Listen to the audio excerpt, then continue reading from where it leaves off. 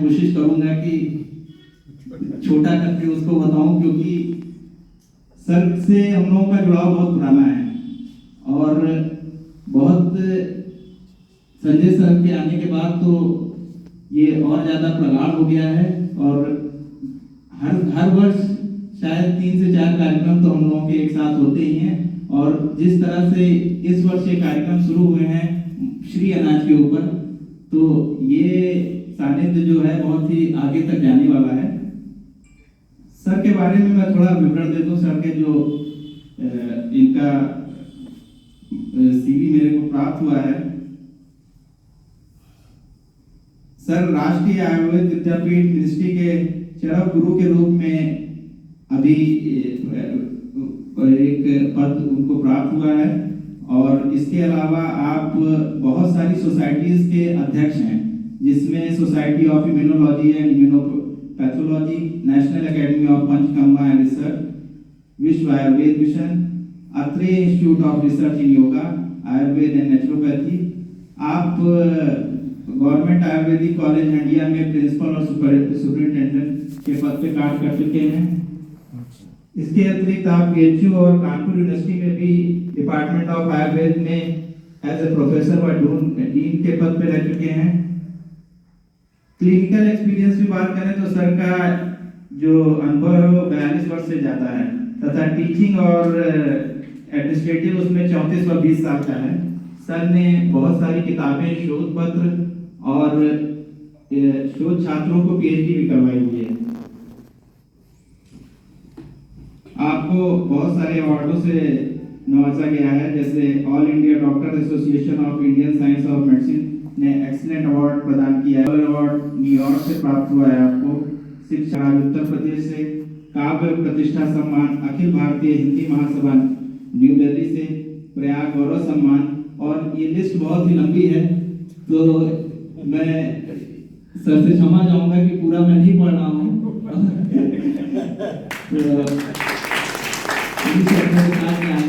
Sir भी अपना व्याख्यान प्रस्तुत करें।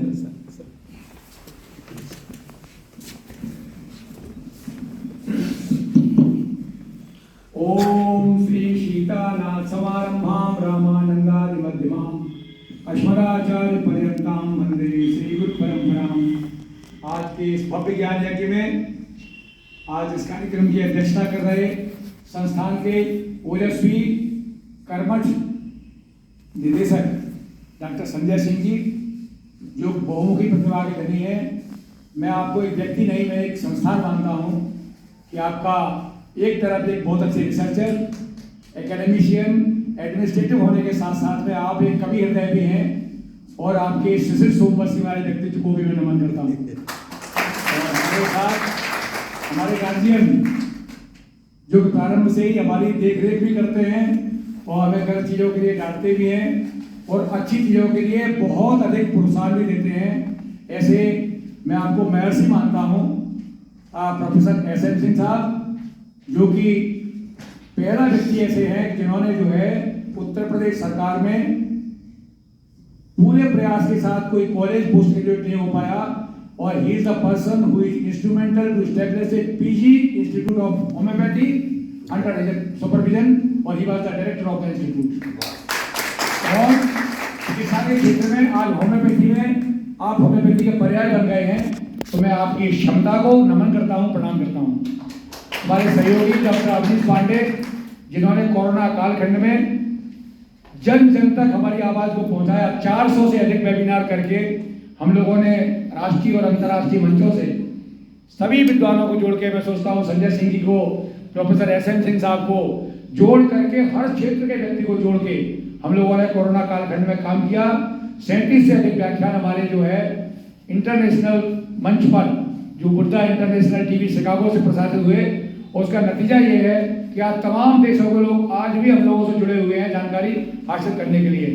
तो एक ऐसे अनुभवी व्यक्ति को, जिन्होंने कि मेडिसिनल प्लांट्स के ऊपर बहुत काम किया है, आज इनको आमंत्रित भी इसलिए किया गया है कि डायबिटीज में किन पौधों के ऊपर काम हुआ है और क्या इसके बारे में जानकारी है।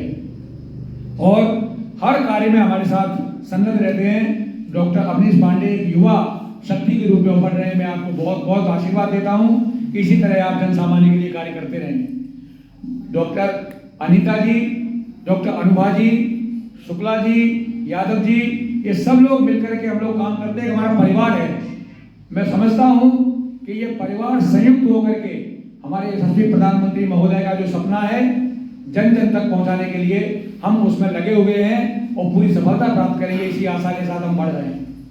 मैं बहुत बहुत सम्मान और आदर और सबका अभिनंदन करता हूं, सभी वैज्ञानिकों का और श्रोताओं का जो यहाँ पर उपलब्ध हैं, बैठे हुए हैं मंच हमारे कक्ष में।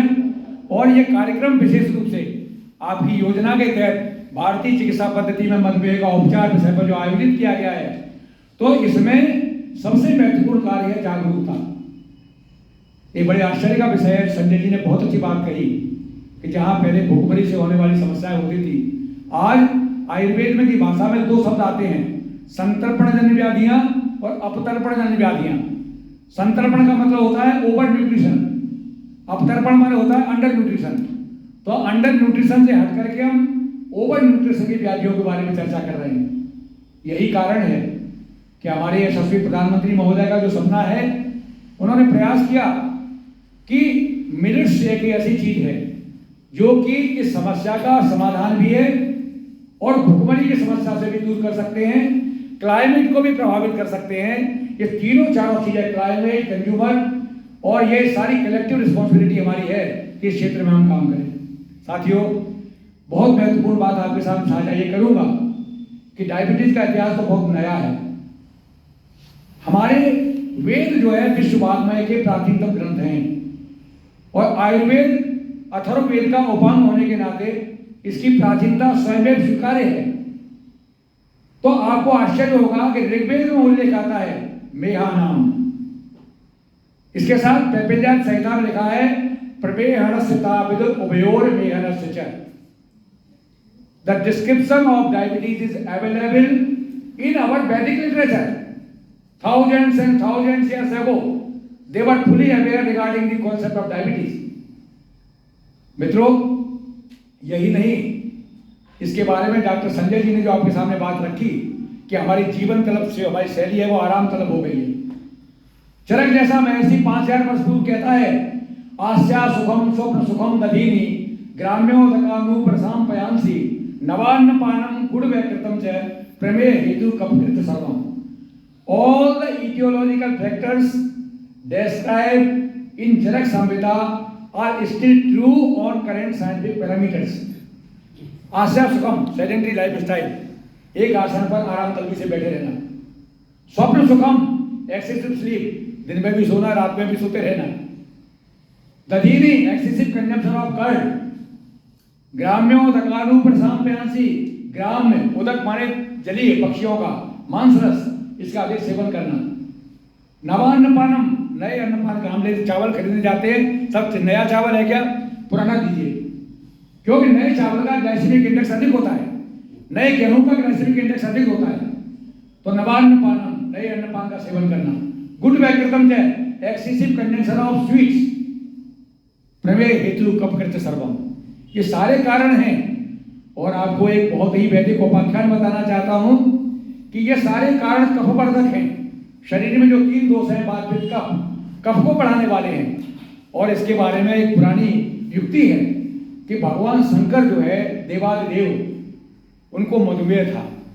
अच्छा, अब मैं उसके बारे में आपको पौराणिक व्याख्यान बता रहा हूं कि आपको मैंने बताया कि sedentary lifestyle, person who is sitting in the same posture for years together, समाधि से बैठे, जागरूकता आई है कि they have got the repulsion with the sweet preparations. बोलिएगा कैलोरी कंसर्न हो गए लोग, लेकिन वही कैलोरी कंसर्न तो हुए हैं, लेकिन स्विगी और जोमेटो की बीमारी लग गई है। पिज्जा, नूडल्स और बर्गर की संस्कृति वाले घरों में घुस गई है, जिससे बच्चों को बाहर निकालना है। फेसबुक, व्हाट्सएप और इंस्टाग्राम, इस बीमारी से बच्चों को निकालना है और पिज्जा, नूडल्स, बर्गर की संस्कृति से बच्चों को निकालना है, तभी हमारा उद्धार होगा। इसलिए हम लोगों को मिलेट्स के बारे में प्रचार प्रसार करना है। बाजरा, ज्वार, रागी, सावा, कोदो, ये जो चीजें बताई गई हमारे यहाँ, इन सब के अंदर सबसे महत्वपूर्ण चीज होती है all the drugs are having, they are gluten free. जो आपकी एलर्जी होती है वो एलर्जी नहीं होगी इससे। नंबर 1, कोलन एनर्जी जो मोस्टली परसेंट लोगों को हो जाती है। और दूसरी महत्वपूर्ण चीज ड्रॉट फ्री, सूखे में यह अनाज उत्पन्न हो जाएगा।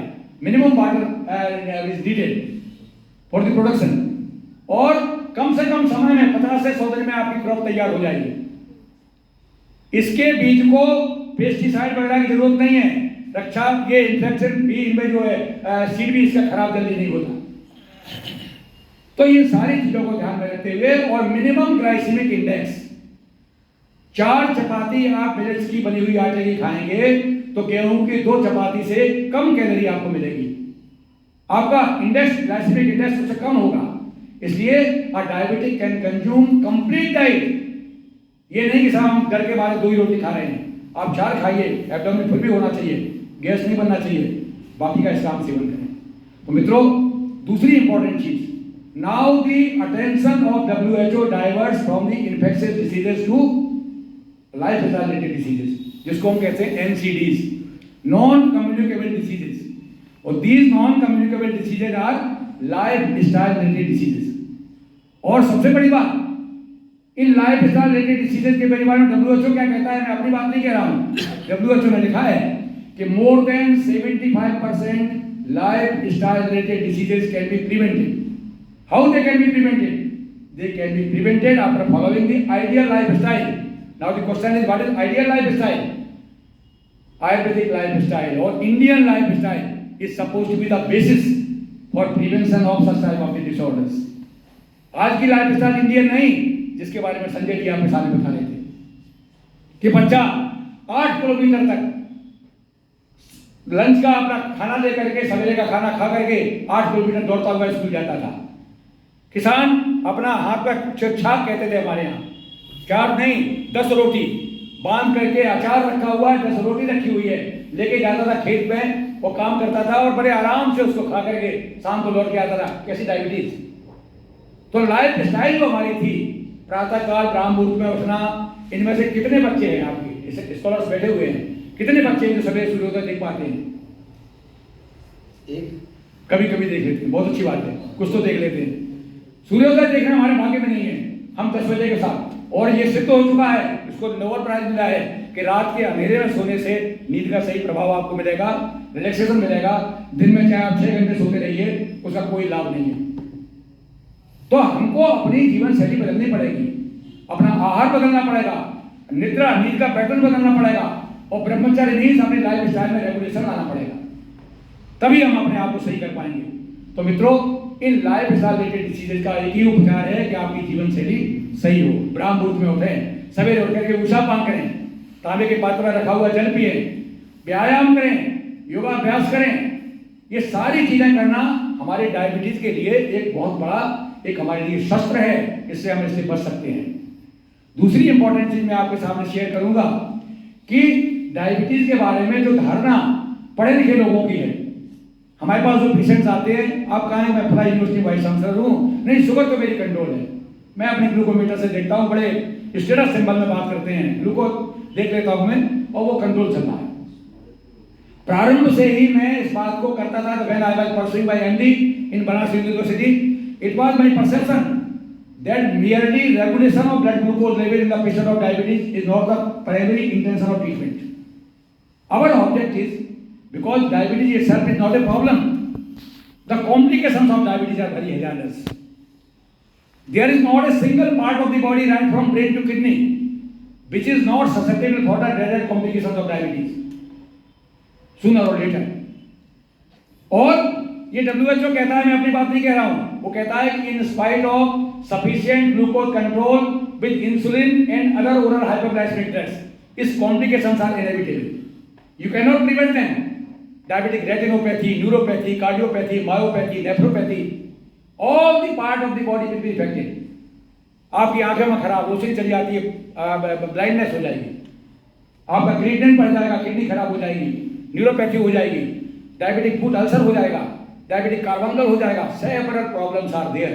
तो माय डियर फ्रेंड्स, उसको कंट्रोल करने के लिए हमको करना है। तो मेरा उद्देश्य क्या था कि आयुर्वेदिक मैनेजमेंट और basically homoeopathic management is not meant to decline the blood glucose level very fast, but These drugs are specifically meant to maintain the integrity of the vital parts to prevent the complications.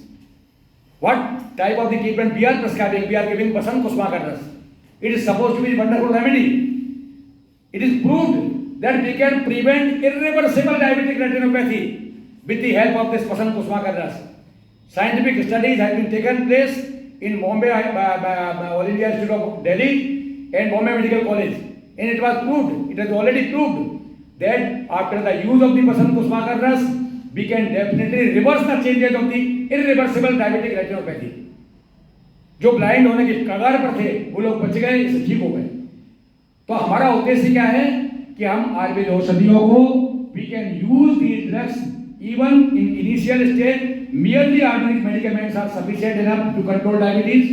If you are having severe diabetes, then you will have to use Ayurvedic drugs as an adjuvant with the modern drugs to prevent the complications of diabetes.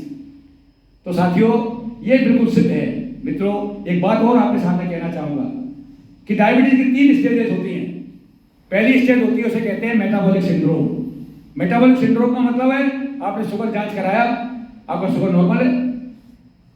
आपने urine test कराया, urine में sugar नहीं आ रहा, लेकिन आपको क्या है, central obesity, पेट आपका बढ़ा हुआ है. दूसरा, डिसलिपिडीमिया, आपका कोलेस्ट्रॉल बढ़ा हुआ है, ट्राइग्लिसराइड बढ़ा हुआ है, लो डेंसिटी लाइपोप्रोटीन बढ़ा हुआ है. तो इसको हम कहते हैं metabolic syndrome. It is the first stage of diabetes. Ayurvedic drugs are sufficient enough you can control the diabetes in this primitive stage of diabetes with the help of the Ayurvedic lifestyle and Ayurvedic drugs. Second stage is pre-diabetes, when your blood glucose level is below 126. Fasting blood glucose level, it is pre-diabetes. In pre-diabetes, we can control pre-diabetes with the help of the 2 measures. First, diet control, regular exercise, and Ayurvedic drugs. If it is pure diabetes, more than 126 milligram and postprandial level is more than 199. In that condition, Ayurvedic दवाइयों का प्रयोग, allopathic anti hyperglycaemic oral drugs होती है, उनके साथ आप कर सकते हैं. Gradually you can withdraw the modern drugs. You can keep the patient of Ayurvedic drugs.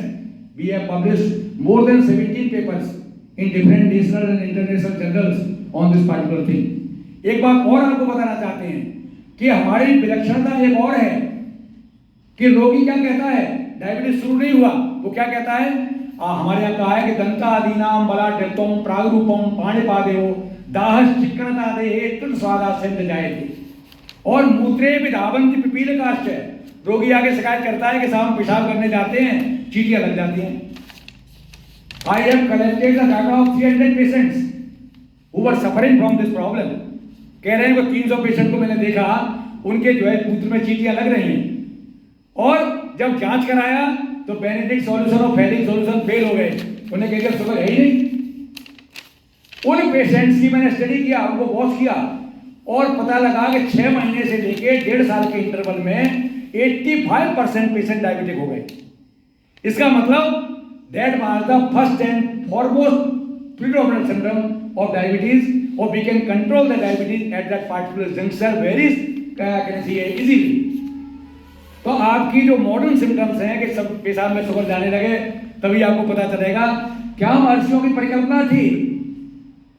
मूत्र में क्या लिखा है, मधु इव मुहति. मधु माने शहद के समान पेशाब का त्याग करता है.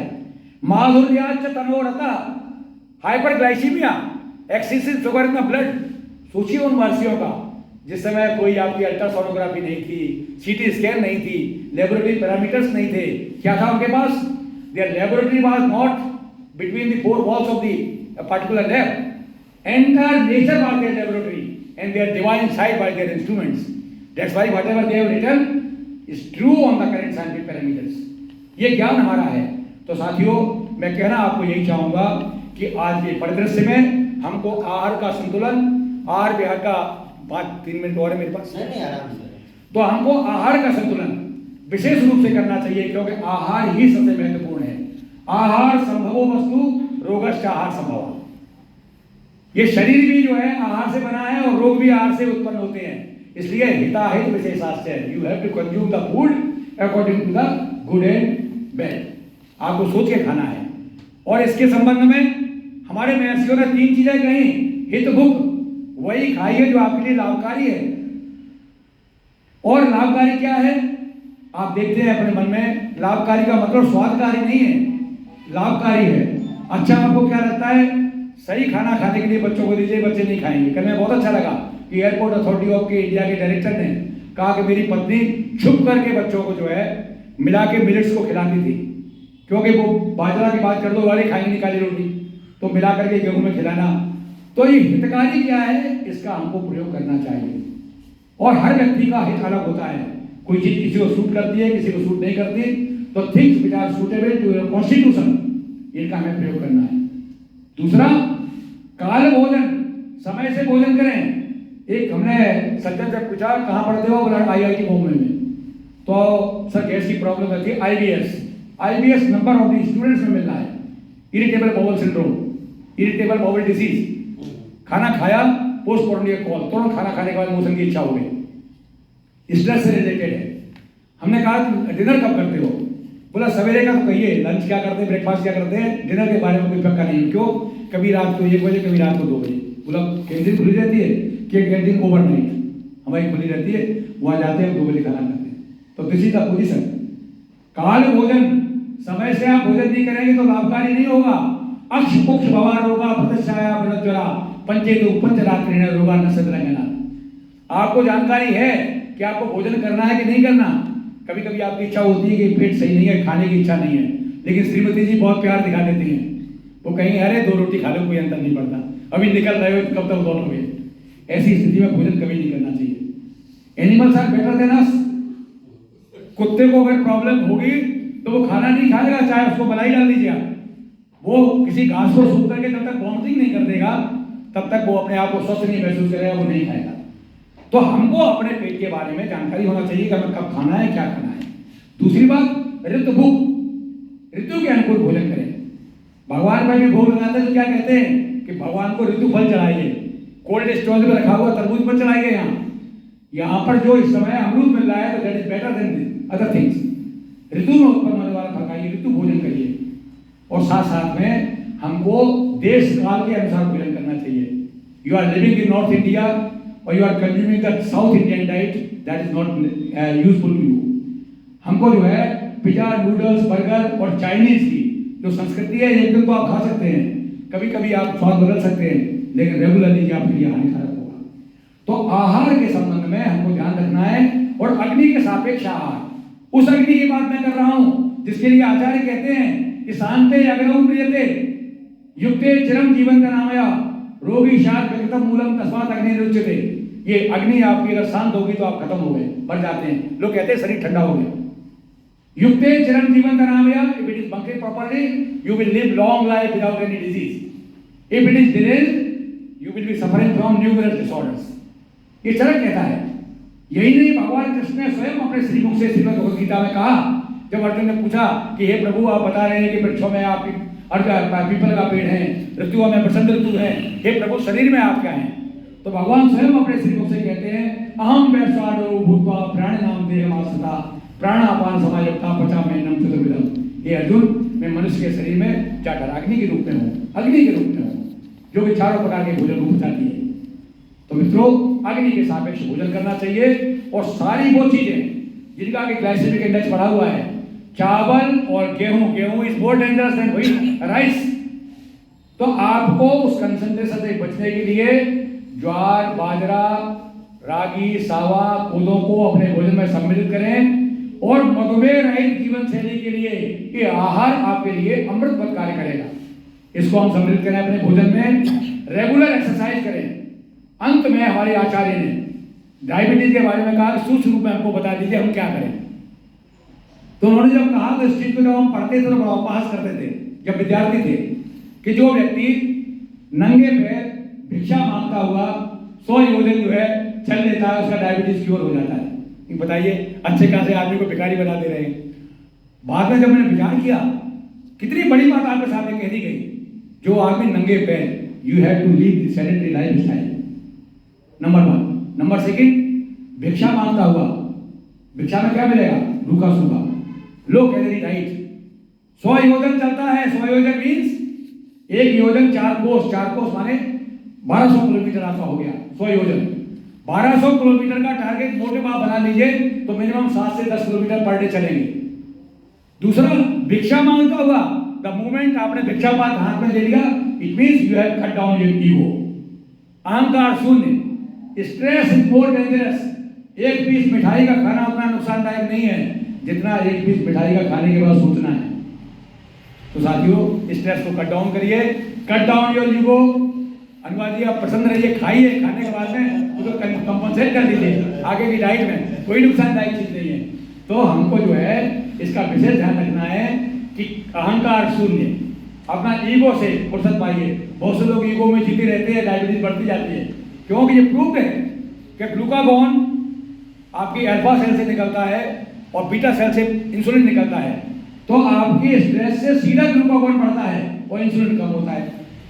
तो आपको स्ट्रेस में नहीं जाना है, स्ट्रेस को कट डाउन करिए, रेगुलर एक्सरसाइज करिए, योगासन करिए और साथ में कंट्रोल डाइट लीजिए।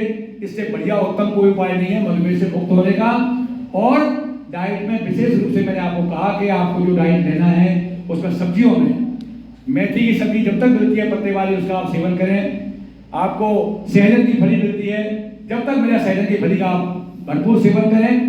करेला, अब करेले को आप कहिए करेले की सब्जी जब बनती है हमने खूब भून दिया, काला हो गया, उस करेले का कोई लाभ नहीं है। करेले के अंदर जो इंसुलिन मॉलिक्यूल है वो it mimic the insulin molecule and it must be taken as raw. मैं अपने पेशेंट को करेले का सलाद खिलाता हूँ, करेले का सेवन करें, मेथी का सेवन करें, जामुन जब तक आता है जामुन की गुठली, जामुन का आप सेवन करें। ये सारी लाभकारी चीजें हैं। और कंद वाली चीजों का जहां तक बच सकते हैं, चाहे वो शकरकंद हो चाहे आलू हो, कंद वाली चीजों का आप परहेज करें तो निश्चित रूप से हम अपने आप को मधुमेह से लड़ने के लिए सक्षम बना सकते हैं। और मुझे पूरा विश्वास है कि औषधियों की जरूरत पड़ती है, वो तो आखिरी की स्टेज है। इसी स्टेज में हम प्री डायबिटीज और मेटाबॉलिक सिंड्रोम को कंट्रोल कर सकते हैं।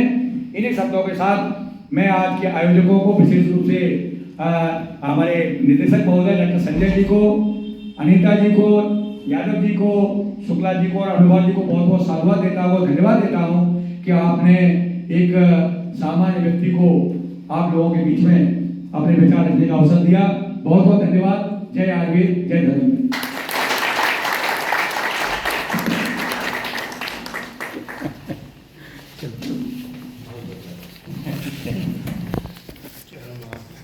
बहुत बहुत धन्यवाद सर।